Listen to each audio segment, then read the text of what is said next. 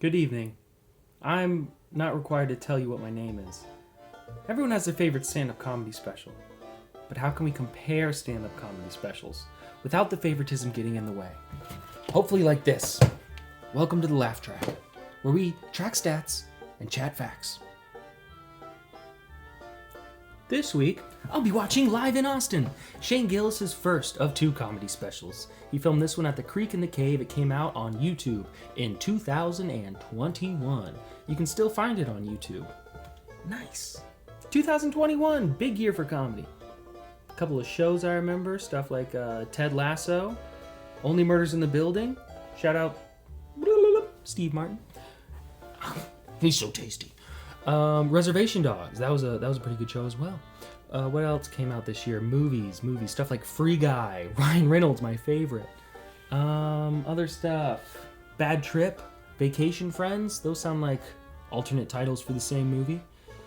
Vacation Friends was actually pretty good. The second one was also okay. The first one surprised me though. John Cena comedies usually aren't my favorite, but that one wasn't.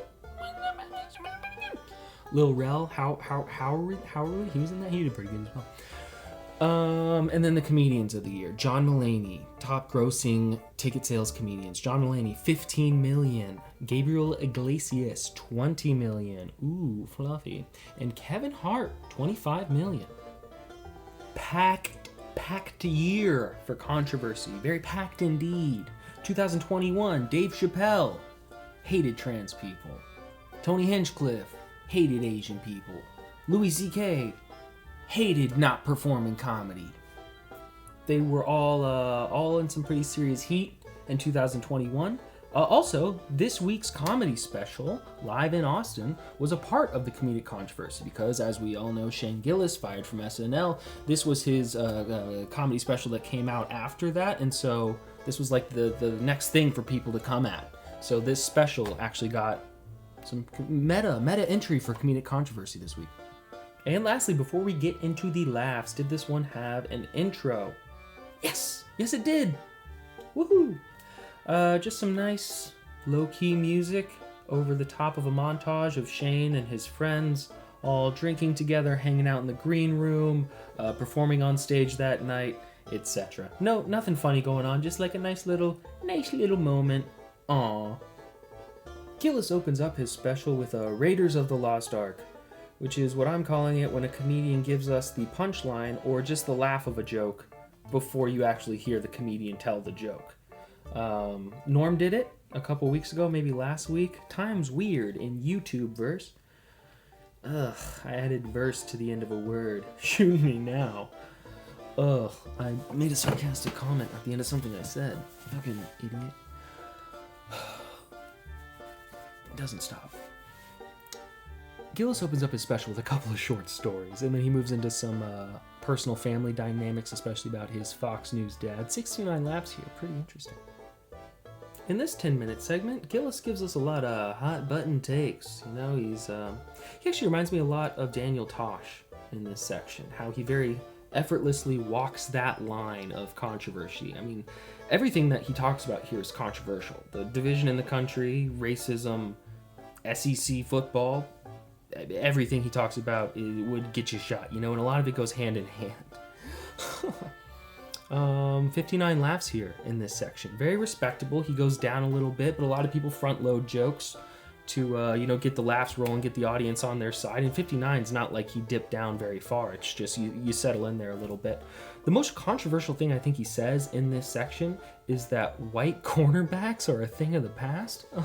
Hello, wake up, Shane. If you don't have a white secondary, you're fucked. The Eagles, the Broncos.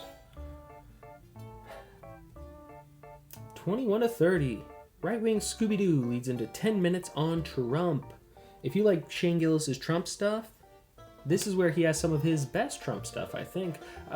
In my opinion, a lot of his most popular viral Trump clips, like the stuff on SNL or the one that he put out on Gillian Keeves, the Trump speed dating, that's some of my least favorite of his Trump stuff. But I really like the Trump that he does here, especially when he says, like, living in tents. I could never, these guys. You gotta hear him say it. I'm not gonna try. 66 laughs here. That's cool. In this section, Shane gives us a rare long story. It's also very personal, and very, you wouldn't like expect to hear it. He's a lot like Louis C.K. and not just like the clothes or the body. He's going back and forth between like Hemingway, brutal truth, and just goofy, inappropriate shit about the social climate in the here and now.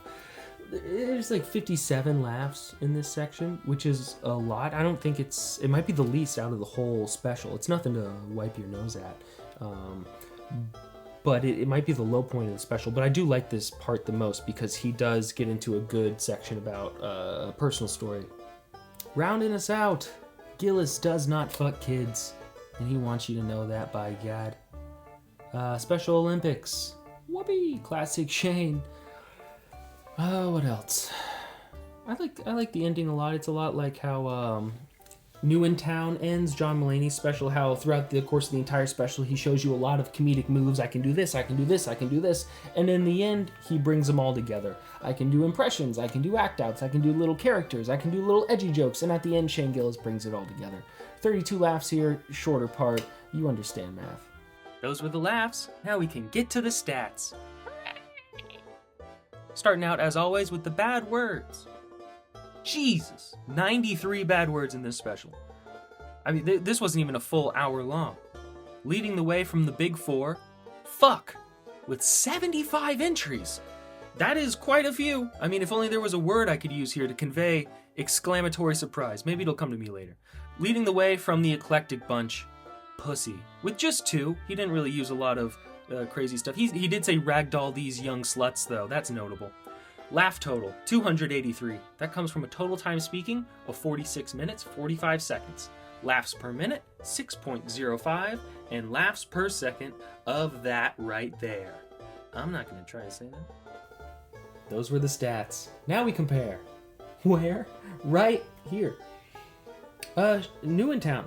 John Mulaney. Most laughs. Still holding strong.